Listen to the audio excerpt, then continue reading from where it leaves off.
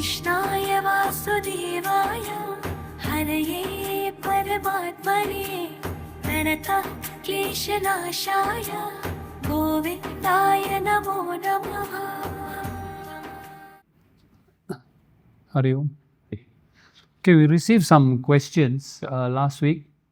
So some of the questions actually ask a similar thing. I think basically most of you wanted to know that why did Bhishma Pita and Dronacharya, two very upright people in the Mahabharata, why did they stand on the side of the Kauravas? Number one. Number two, when Draupadi was being disrobed in the court of Hastinapura, why didn't Bhishma Pita speak up? So there are a few reasons given by commentators, and one of the reasons was that if you look at Bhishma Pita, he had given a promise to his father Shantanu, and he promised his father that whoever ruled the kingdom of Hastinapura, whoever sat on the throne of Hastinapura, Bhishma Pita says, I will give my full support and loyalty to him. So he had given his promise already. Okay. And for Dronacharya, if you look at him, he was taken in at a very time he was actually in need of help, and Bhishma Pita took him into the what we call kingdom of Hastinapura to serve there. So he served there as a guru of warfare. He taught warfare to the Pandavas and the Kauravas. So his loyalty was to the kingdom, not to the Pandavas or the Kauravas. So we have to understand the psychology of that time, that loyalty was a very big factor that time. Another reason is this. You see, both Bhishma Pita and Dronacharya were loyal or servants of the kingdom. So as servants to the king, they had to obey the king's order. And also another thing we must remember, this is a story actually told by Krishna also. When Krishna came to Hastinapura, he was invited by Duryodhana to come to the palace for a very big feast. A lot of food was prepared especially for Krishna. At the same time, he received an invitation from the very humble Vidur, who was not a very rich person. And what could Vidur offer him? Just some chapati and one vegetable. And Duryodhana could offer him such an elaborate feast. Krishna turned down Duryodhana's offer and went to Vidur's house to eat. When Duryodhana asked Krishna, why did you not come to my place and have meal? Krishna answered. He said, you should only eat at a person's house if you're invited under two conditions. One is, if that person who's inviting you does it out of love and respect, then you should go to that person's house and eat, number one. Number two, or unless you're in such a destitute situation, you're starving from hunger, you've not eaten, and somebody offers you food, you go and eat that food. And Krishna also added, if you go and eat food at any person's house who earns his income through adharmic ways, through illegal means, or you know that that person is an adharmic person, and you eat the food at that person's house, your mind also will eventually get corrupted, polluted. So this is what happened to Bhishma Pita and Dronacharya. When they have taken the food from that from the house of what we call Dhritarashtra, their minds also became polluted. So therefore they could not speak out. Even when Draupadi was being disrobed, their loyalty had to go to the king and not to others also. So there's a very famous saying in Sanskrit, Vinasha Kale Viprit Buddhi. Vinasha Kale, when the time comes for your vinash, for your destruction, the first thing that happens in a human being is that the buddhi, the intellect, gets viprit, gets weakened. So when a human being's intellect gets weakened, he or she starts making wrong decisions and that leads to the downfall. So that is what happened to Bhishma Pita and Dronacharya. Their loyalty overseeded what was dharma, what was right also. Okay. So that was the one common question that was asked about why Bhishma Pita and Dronacharya did not act against the Kauravas. There is another question here also. Why Gita treating Bhishma Pita with full respect and very gentle criticism? Actually, Bhagavad Gita does not pass any judgment on Bhishma Pita. Right? It is Mahabharata only we see more of Bhishma Pita's character. He was a noble character, but at the same time, because of the promises he had made. So one thing also Mahabharata teaches us, be very careful when you make promises, because you do not know the situations and the circumstances that could arise also. So that is one question. And then here, there's another question. What is the strongest foundation for loyalty? Loyalty to a person, loyalty to an institution, or loyalty to dharma? Of course, the first most important thing is loyalty to dharma. Because when you take the first step to dharma, everything accordingly follows. Then your dharma becomes part and parcel of your life. So in every way you play a role with dharma, everything falls perfectly. And there is a saying in the Mahabharata also, dharmo rakshati rakshitaha. It means one who walks the path of dharma, dharma in turn will protect that person. Dharma in turn will guide that person. If you make a decision to walk the path of dharma, dharma will protect you. But what exactly is dharma? That also is another question which will be answered today. When we come to verse 7, we will look more deeply into dharma. Okay? And I think that's about what answers the questions that were given last week. So now we will proceed on with the verses of today.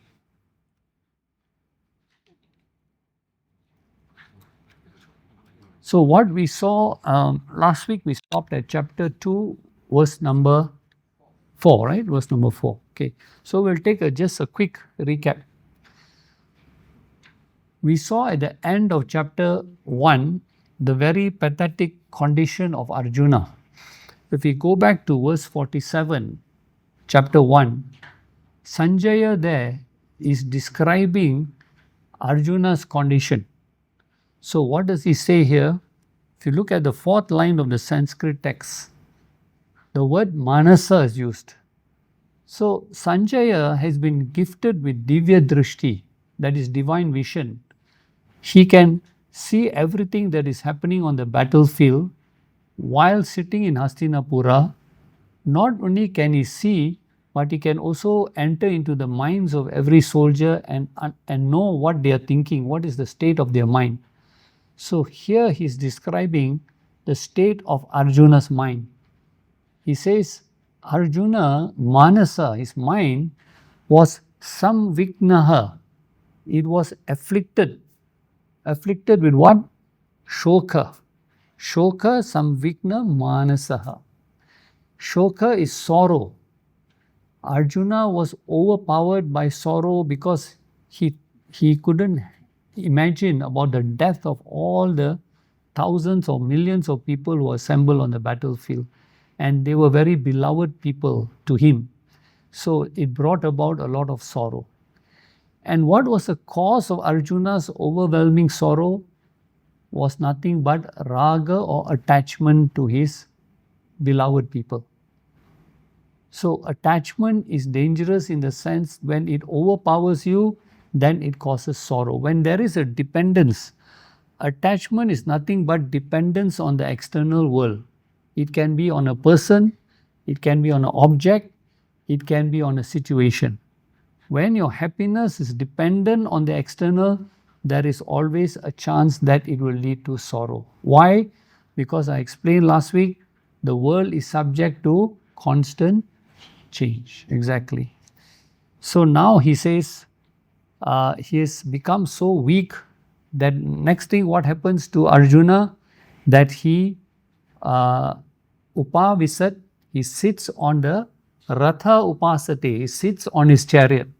Now he doesn't get up, take his bow and arrow and tell Krishna, I'm ready to fight. Now he sits on the bow, on the seat of his chariot, and what does he do? Visrijya, he lets go of his chapam, bow, and sasaram along with the arrows. So he puts aside his bow and arrow, he sits down on the seat of his chariot, he does not make a decision. Now, when human beings face a dilemma, whatever dilemma, Arjuna is facing a dilemma. When human beings face a dilemma, you have three choices how to handle a particular situation. Either you fight, or you flight, or what do?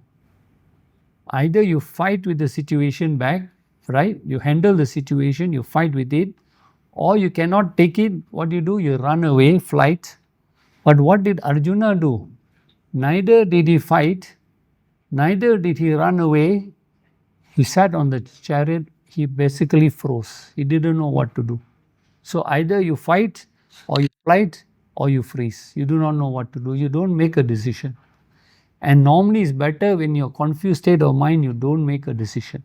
But we will see what Arjuna will do later on in chapter 2. Okay? So now we come to chapter 2. So there is this pathetic situation of Arjuna we've seen. And what does Krishna do as his charioteer? Arjuna doesn't want to say anything now, he's exhausted. Krishna now wants to say something, but he does not begin any teachings because Arjuna has not yet surrendered to him. So what is the role right now Krishna is playing with Arjuna? He is the charioteer, and the duty of the charioteer is to inspire, is to what we call instigate the owner of the chariot to go on into battle. So he needs to inspire and instigate, and Krishna uses very harsh words on Arjuna. He says in verse number 2, see, this is why I say when you look at the Sanskrit verse, the first line, kutas tua kashmalam idam. Kutas means whereabout, tua means you, kashmalam is impurity, idam is this. Now if you read it as it is, what does it tell you? Whereabout, you, impurity, this. Doesn't make sense. So we have to rearrange the words. We have to take it into prose form. So how do we look at that sentence? Kutaha, Krishna is asking Arjuna, Kutaha, whereabout has idam, this kashmalam, impurity, befallen upon tvam, upon you. Kuta idam kashmalam tvam. So what is this impurity that befell upon Krishna, upon Arjuna? He is a brave warrior. He has gone into constant battles without any problem. He's been very focused. He's gone into battles as a brave warrior. But now he's sitting down in his chariot. He is literally sobbing, crying. He doesn't know what to do. So Krishna says, what has happened to you? You are such a brave warrior. And that also to show compassion to your beloved people, he says, Samuvashtitam, it has come Vishame in a moment of crisis. When you have come to the battlefield ready to fight, this is not the time to show compassion. This is not the time to be weak-hearted. This is the time to fight against adharma. So now he's telling him, your compassion, your what we call your tears that you're crying for the fellow people is all at the wrong place and at the wrong time. And he tells Arjuna, you are anarya justam. You can see the word there, anarya justam in the third line. Anarya justam means it is very un-Aryan-like. You are not behaving like an Aryan person. But Arya is wrongly taken by many people to think that Arya is a race. It's not a race. Arya is a person who is culturally and morally and spiritually advanced.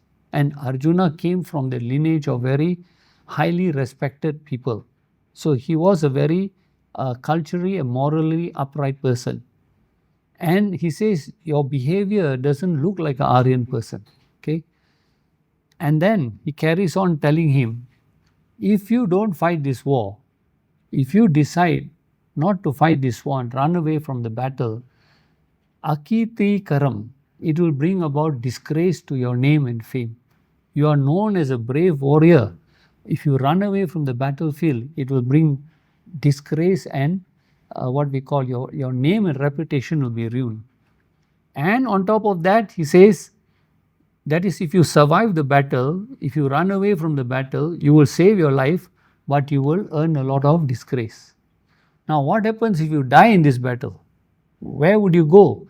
He says, aswargyam. Swarga means heaven.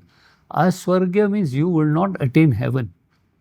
So it means that if you die in this battle because you have committed papam as a soldier, you have not fought against adharma, you have committed papam, and therefore you won't even go to heaven. So what is it? This is like a lose-lose situation. If you run away, you get a bad name and reputation. If you die in this war, you won't even attain heaven also. So it is a lose-lose situation for you. And then he tells Arjuna, he scolds him, he says, Masma gamaha. Arjuna, yield not to cribium, to unmanliness. Can you imagine calling a brave warrior an unmanly person? He's really pushing him. He's really trying to, what we call, to hurt him, to move him into taking action. So, in the next verse, he says, Tyaktva, cast off Arjuna, cast off this hridaya daurbalyam. Hridaya means heart, this faint-heartedness. But whenever scriptures talk about the heart, they mean the mind. So he says your mind is now mentally weak. It has been overcome by sorrow, by compassion. So what does he tell him now? Utishta. Utishta, get up. Get up meaning get up and face the battles of your life. So we must understand one thing. Many people say, why does Krishna keep on encouraging Arjuna to go and fight, go and fight? Is he like George Bush, telling people go and fight, go and fight? But what is that message to us? What does it mean to us when Krishna is telling us go and fight? Arjuna was a soldier. So what was his duty? Go and fight against adharma. If you are a teacher, what does it mean to you? Go and do your duty and teach. If you are a lawyer, go and do your duty and fight your case in court. If you are a housewife, go and do your duty and take care of your household. All this is a message to us. Go and fight. All it means to us is go and do your duty. The first lesson is don't give up your duties. Don't run away from your duties. So he is telling him, Utishta, arise. Now, Arjuna cannot keep quiet, right? Krishna has criticized him, has passed very harsh words on him. So Arjuna has got to defend himself. So in verses 4, 5 and 6, we see Arjuna, how he defends himself. So in verse number 4, first of all, in order to defend himself, he addresses Krishna by two words, by two names, Madhusudana and Arisudana. Madhusudana means killer of the demon Madhu. And Arisudana means slayer of all the enemies. So he is telling Krishna, you cannot compare. Now he's becoming like a lawyer, like fighting his case in court, You cannot compare your situation with my situation. Because you went and killed demons, bad people. You also went and fought with all your foes, people who were trying to attack you, were trying to kill you. So you fought back. But these people are nice people. They are my own beloved people. He says, especially Bhishma and Drona. Because where did Krishna went and parked Arjuna's chariot? Right in front of Bhishma and Drona. And then he told Arjuna, now you go and fight. He says, you're telling me to kill these people who are worthy of my worship. I should be putting garlands on them. I should be touching their feet. What you are telling me to shoot arrows into them? So he's forgetting that Krishna also had to kill his own uncle and his own what we call aunt's son, that is Shishupal also. He had to kill him also. So where dharma is, dharma first of all, if anybody is adharmic, it is the duty of the Kshatriya to go and kill that person who is perpetuating adharma. But Arjuna is now trying to find some ways to defend himself. So he says, you cannot compare your situation with me. So in the next verse, that is today's verse, verse number 5, so he says, these people, they are Mahanubhavan, they are very noble-minded people. They are my gurus, they are my elders. So how can I kill them? How can I bring about myself to kill them?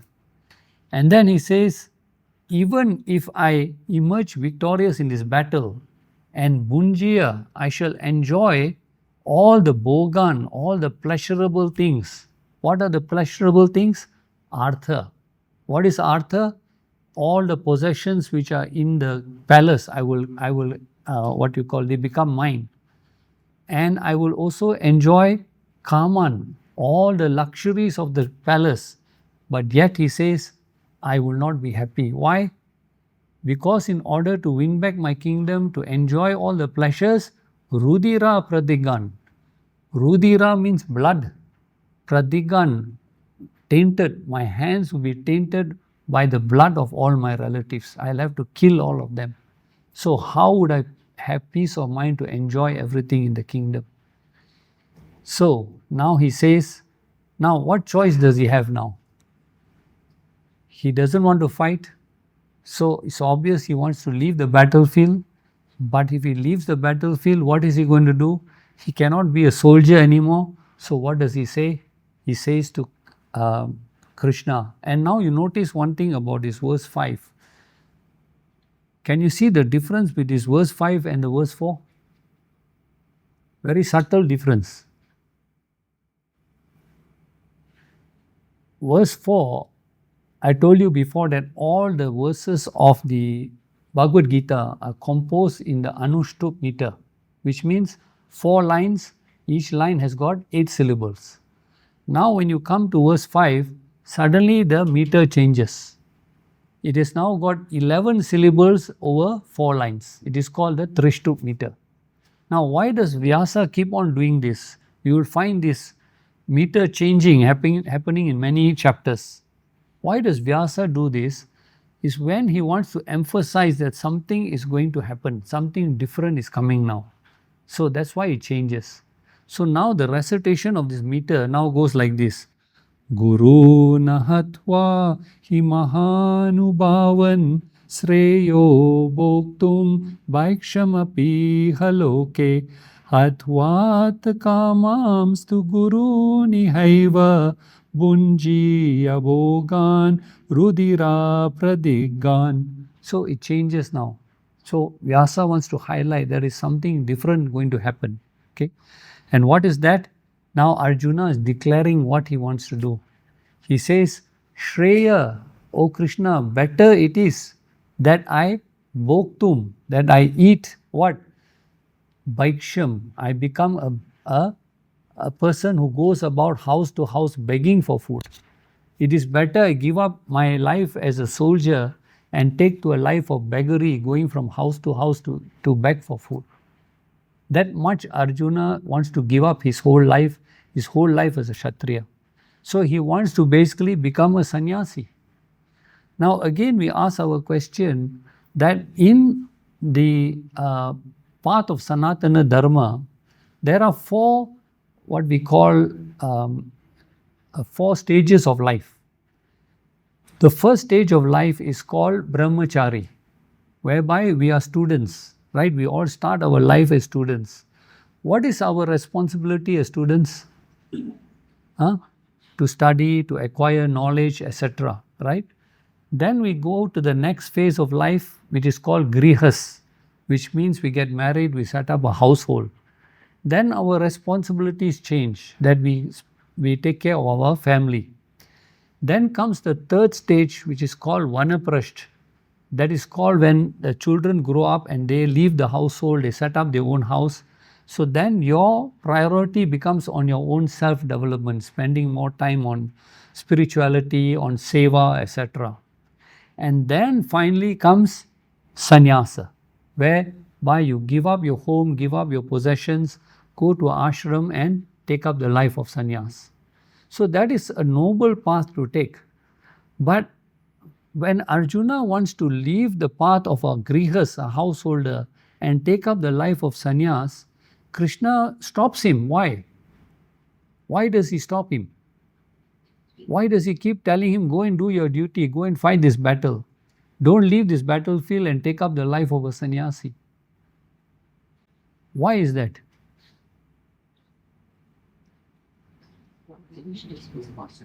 Sorry? He's not finished his responsibility.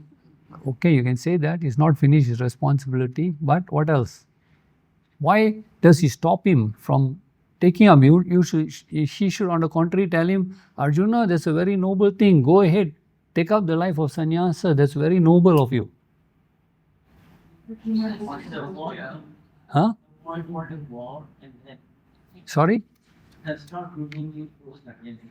It's avoiding you. Exactly. He is not willingly not willingly in the sense that he has got actually no aspiration to become a sannyasi, but in order to avoid his problems, in order to run away from his problems, he is taking up sannyas.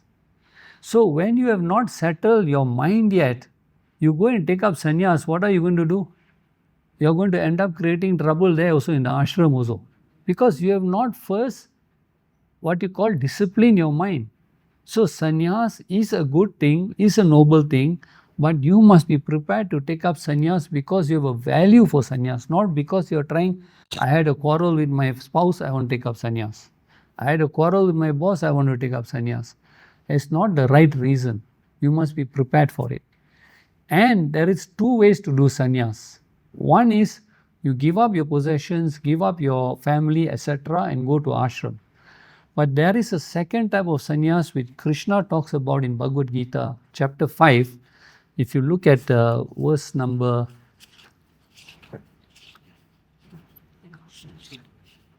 3, Chapter 5, page 100. There's another definition of sannyasa here. Who is a true sannyasi? Chapter 5, verse 3, page 100. A karma yogi means a householder, one who's involved in the path of action, who neither hates nor desires, should ever be considered a sannyasi.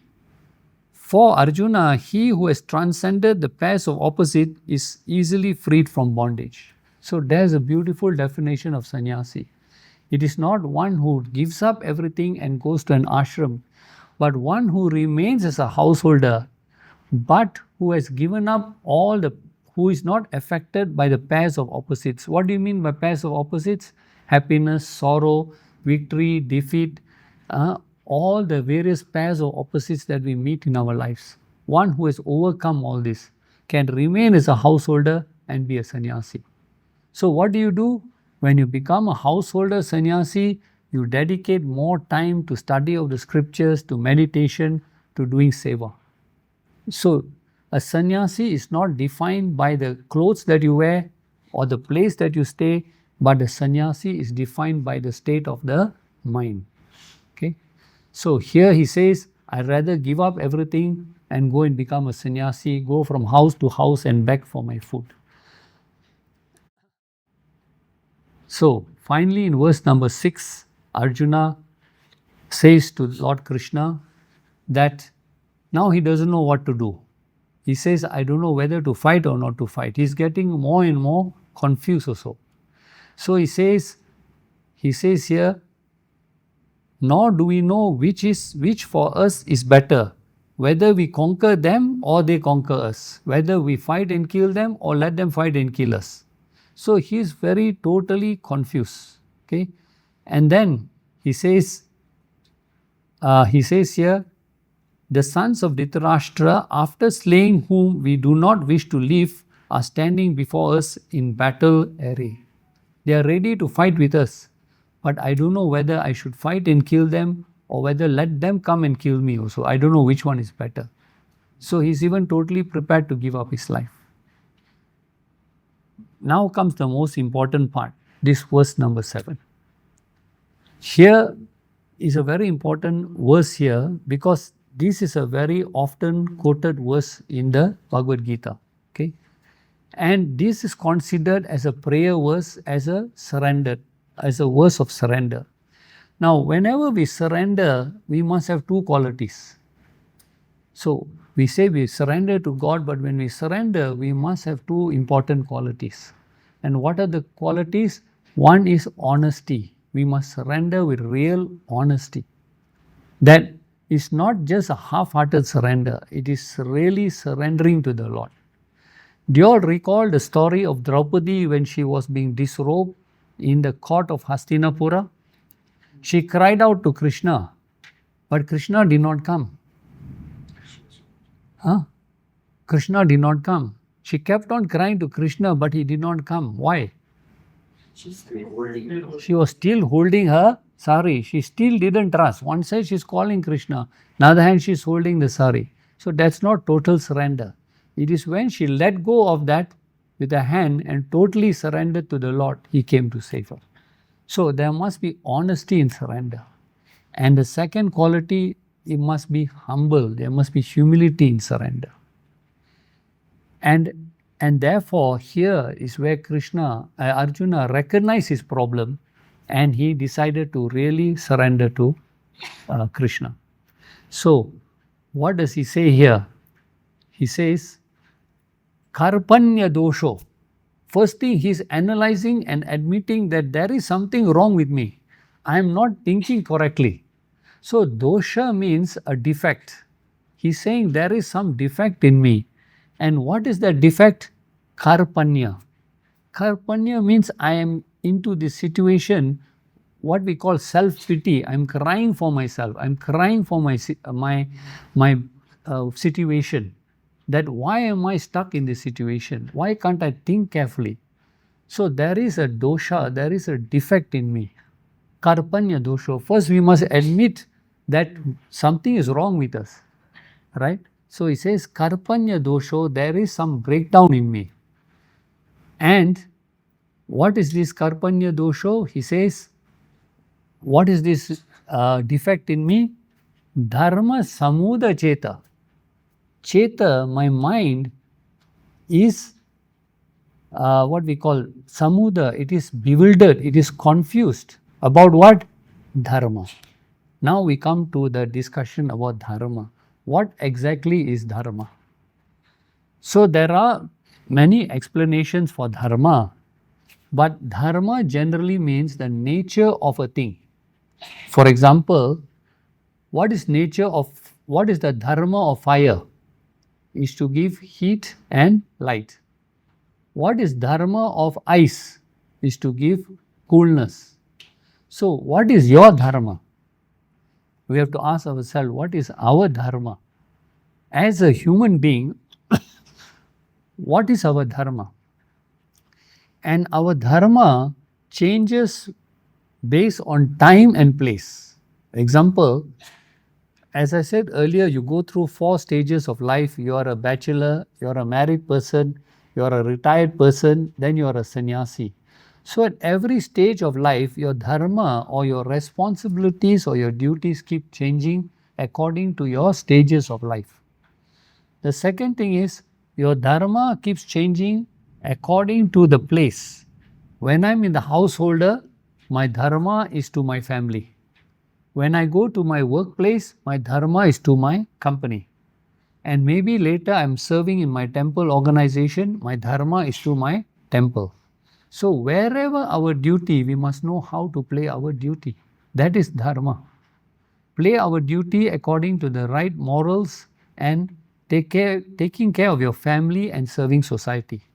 And this is where we talk about the Pancha Maha Yajnas. So how many of you know about the Pancha Maha Yajnas?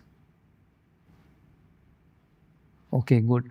So this is where we must give full attention to the Pancha Maha Yajnas. Pancha is 5, Maha is great, Yajna is sacrifice.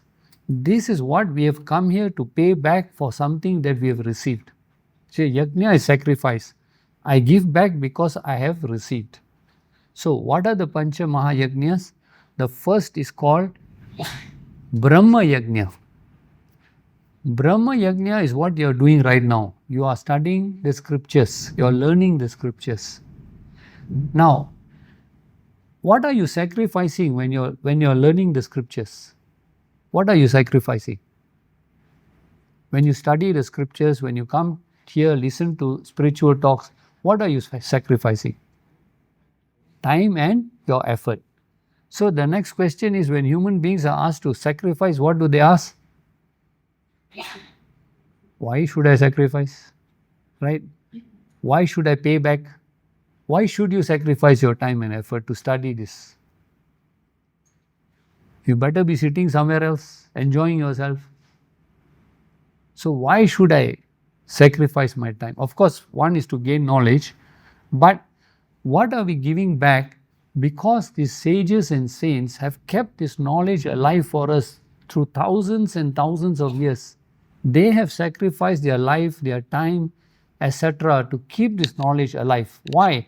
For our benefit. So it is our duty to study the scriptures and follow according to the words of the scriptures. So that is called Brahma Yajna. Second is Deva Yajna. Deva Yajna is involving all the prayers and rituals that we do. Every day we pray to God. We may do rituals from time to time. We may go on pilgrimage. Why do we need to do all this? Why do we do all this? For what purpose do we do prayers and rituals?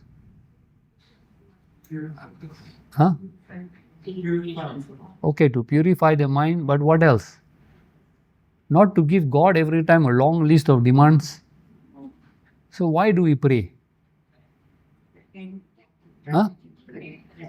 To connect to God. See, when we pray, we must be thankful for everything that Devas have given us. See, the Devas, and you may say, what have they given us? Everything. When we begin to appreciate that everything that God has given us through the Devas represent the various elements. Oxygen, air, sun, fire, water, earth, everything has been provided there for us for our subsistence. So when we pray back with gratitude. That is called Deva Yajna. We are showing our appreciation for everything God has done for us. The third is called Manusha Yajna, which means that we do seva, we do dhanam, we do charity. So we serve those people who are less fortunate than us. We give back. Whatever we have received, we give back. In chapter 3, Krishna says, those who receive and hoard everything for themselves, they are literally to be called as thieves. So that's why the sages say, money is compared, or wealth is compared to manure. You know fertilizer, manure? The sages compare wealth to fertilizer. Why do they do that? What are they trying to tell us? Wealth is compared to fertilizer, manure. There is a hidden meaning in that. So, if you take fertilizer and you spread it across the agricultural field, what happens? There is growth, there is flourishing of crops, right? But if you take fertilizer and accumulate it in one place, what happens? It gives a very foul smell. So what does it tell you? Wealth, when you share it with the society, everybody flourishes, everything flourishes, including yourself also. But if you hoard it to yourself, then it eventually ends up corrupting you also. So Manusha Yajna is our debt to give back to society. Whatever we've got, we share back with society. Then the fourth is Pitra Yajna, which is what we pray to our departed. Not only our departed ancestors, we pray for their well-being and we wish them a happy journey in life. But also we take care and serve our living ancestors also. That is our seva to them also for everything that they have given to us also, everything that they have sacrificed to us. And finally, the last one is called Bhuta Yajna, which means what we call taking care of animals and the environment. Today it becomes a very big thing. They call it what? Environmental friendly things, right? So even our early stage, our sages used to say, every time you write on a piece of paper, what are you causing the destruction of? The trees. We are causing destruction of trees. So they used to encourage people to go and plant trees, to go and dig water wells, so that we keep on replenishing everything. So Bhuta Yajna means to serve, to feed the cows, to feed the birds, feed the fishes, and take care of the environment. So these are the 5 Pancha Maha Yajnas, and this is our duty to do. It is following dharma, that is dharma, righteousness, doing what is morally and ethically right. Okay. So he says here, I'm confused as to my dharma. I don't know what to do. I am a soldier. I know I got to fight this battle, but at the same time, these are all my relatives. I got to pay them respect. I got to garland them. I got to touch their feet. So what is my dharma now? I'm confused on the battlefield. So now what does he do? He surrenders to Krishna. He says, Prachami, I ask Tvam of thee. He's telling Krishna now. Bruhi, please tell me. But what does Arjuna ask for? See, when we go and pray, what do we ask for? Give me promotion, give me lottery ticket, right? But Arjuna is surrendering, but what is he asking for? The very important word in the 3rd line there is shreyas. He says, Yak shreyas, I am asking you, O Krishna, please give me that which is shreyas. So in life, there are 2 goals that we can aim for. One is called shreyas, one is called preyas, P-R-E-Y-A-S. So what is the difference in these 2 goals? Shreyas is the path of the noble goal, the path of spirituality, the path of growing spiritually. So that is one goal that you can strive for. The other is prayers, where you strive for material goals, material comforts. You want more money, more fame, more promotion, bigger house, bigger car. So what Arjuna wants, he says, I don't want the kingdom, I don't want victory, but tell me what will that decision which I make, which will spiritually, which will advance me, which will make me a better person. So I want to follow the goal of shreyas, not the goal of prayers.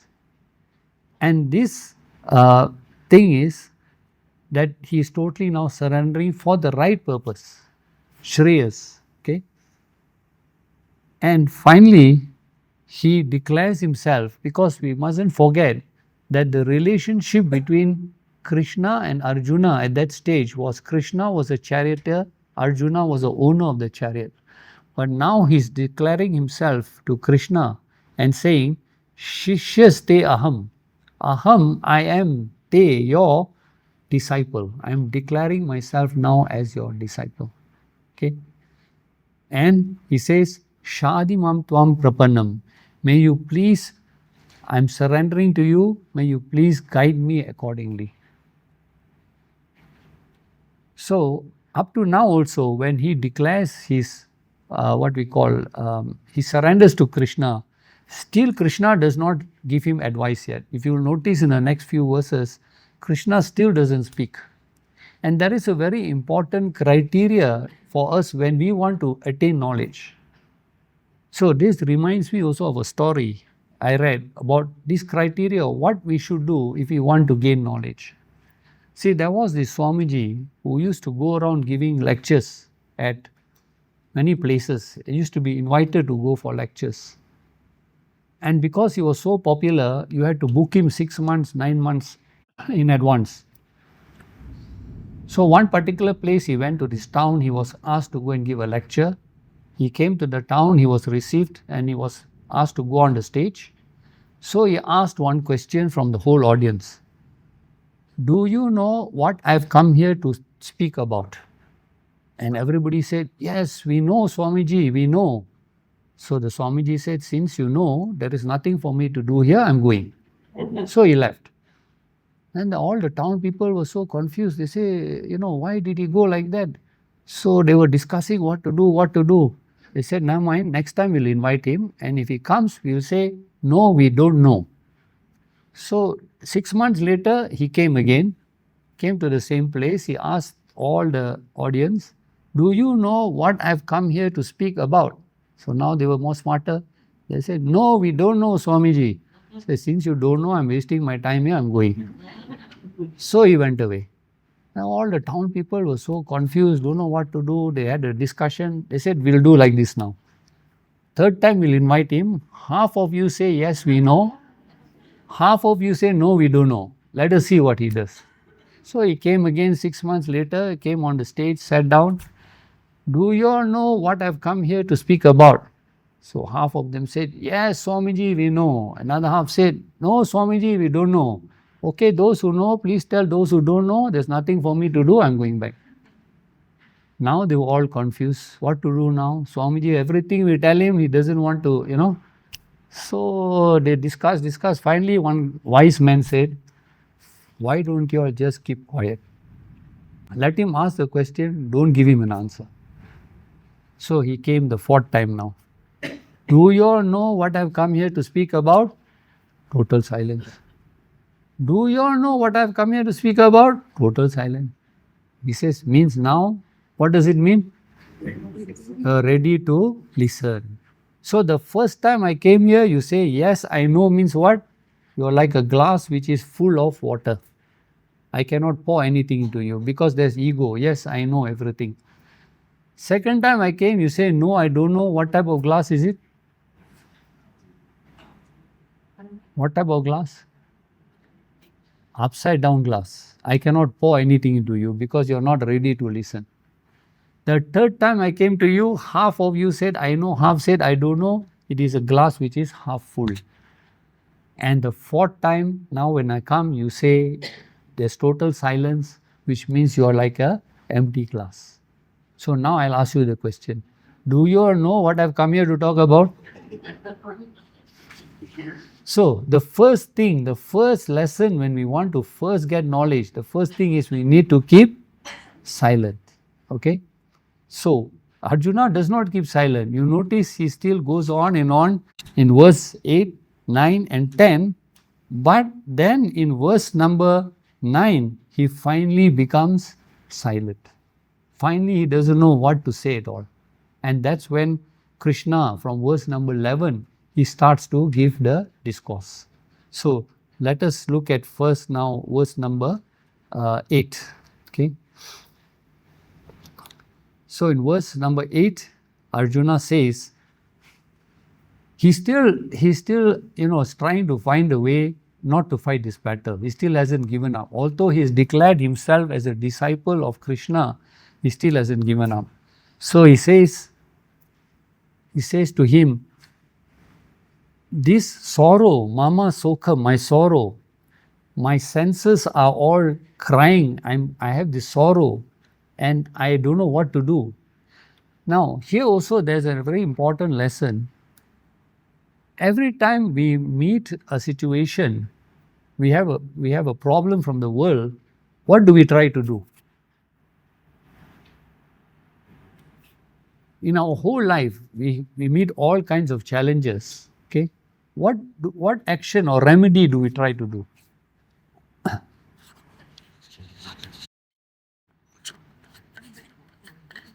Do you change yourself or do you change others?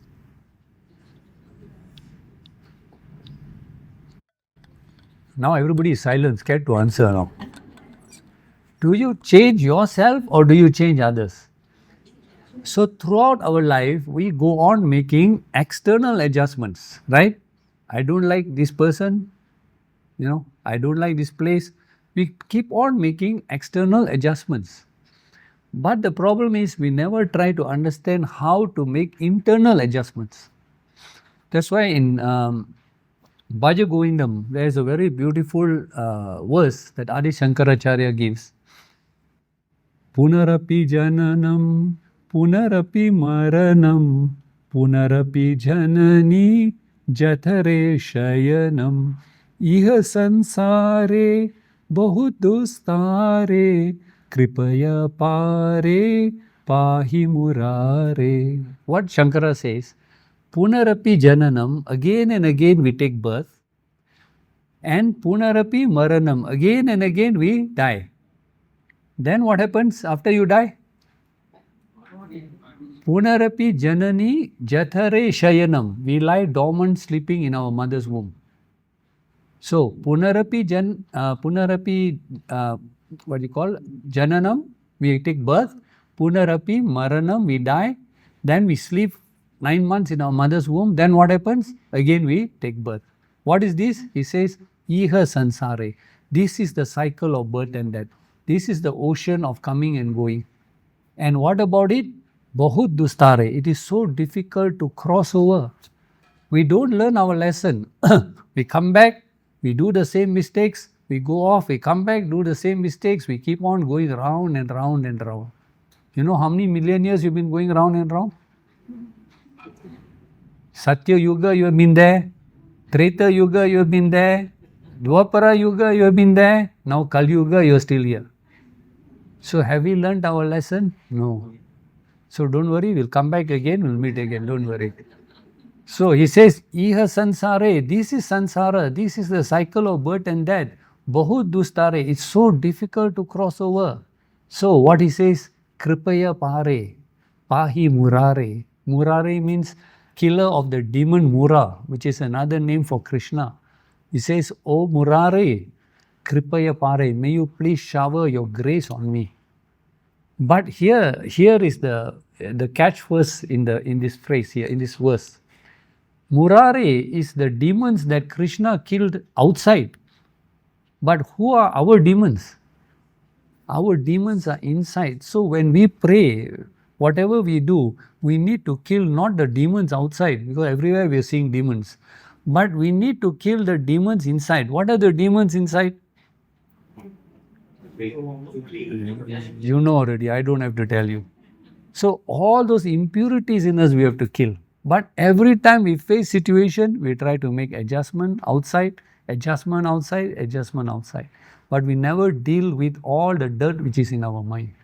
So here also Arjuna is saying the same thing. He's saying, for even on obtaining undisputed sovereignty or an affluent kingdom on this earth and lordship over the gods, I do not see any means that can drive away the grief which is driving my senses. So again he is coming back to the external situation, trying to change the external situation, which is not at all going away. And finally he just keeps quiet, he surrenders. So in that next verse, verse number 9, now Sanjaya again is describing Arjuna's situation. And that very important thing he says here about Arjuna, he becomes silent. Right? Sanjaya Vacha. Sanjaya says, Param Tapa. He addresses Arjuna by two names in verse number 9. Param Tapa means scorcher of foes. Because Arjuna had gone into all his battles and he defeated all his enemies. He's vanquished all his enemies. Having thus addressed Rishikesha, Gudakesha, Paramtapa, that is the name of Arjuna, said to Govinda, Krishna again, I will not fight. And he became silent. So that is the most important thing here. So Arjuna also is addressed as Gudakesha here. Gudakesha means one who has conquered sleep. So sleep here does not mean our normal biological sleep. Sleep here means of tamasic nature, one who has got a very tamasic nature. So Arjuna is one who had conquered his tamasic nature. He was a very active person. So here he is telling that such a person now doesn't know what to do. He surrenders to Krishna and he remains silent. So now Krishna is ready to start his discourse in from verse number 10. So we will look at verse number 10 now. So what does Krishna say in verse number 10? He says, now notice what is Krishna doing? He is smiling. The verse says, Rishikesha Prahasan. Rishikesha Sri Krishna is smiling. So why is he smiling? That's why commentators also ask, why is Krishna smiling at this stage? Because he's looking at this pathetic Arjuna and is wondering what has come about this brave soldier. So he wants to assure Arjuna also with his smile, with his pleasant smile, that now that you surrendered to me, I am ready now to take you under my wings and I will guide you in the right way. So Krishna smiles at him and he says these words which he now starts to speak in the next verse, number 11.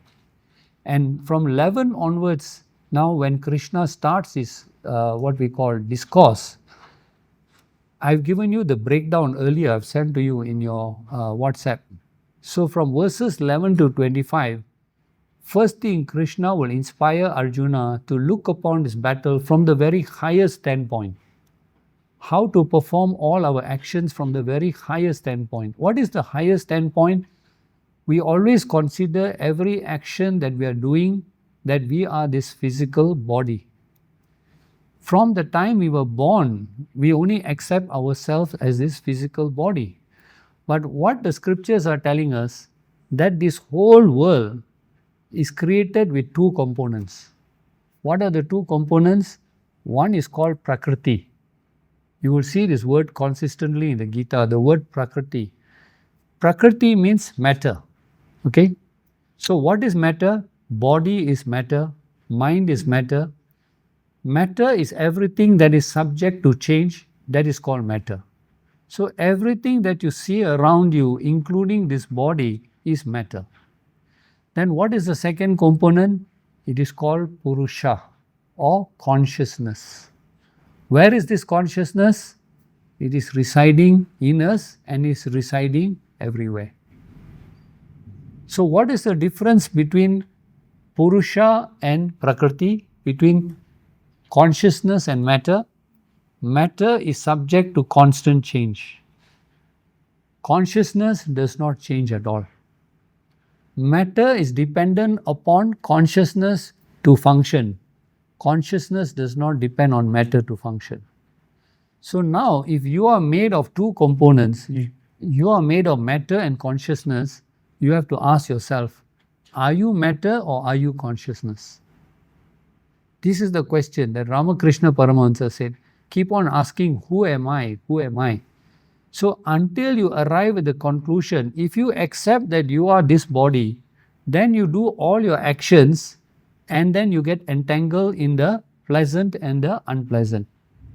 But if you consider yourself as the consciousness, what is the consciousness? The consciousness in this body gives life to this body and it acts as a witness. It does not tell you what to do. You do according to what your mind tells you, but the consciousness will just act as a witness.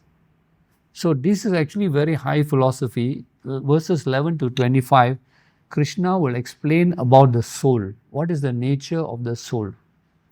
And when we come back next week, we will take up these verses from 11 to 25. They're very profound verses in chapter 2 that give us the full knowledge of what is the soul.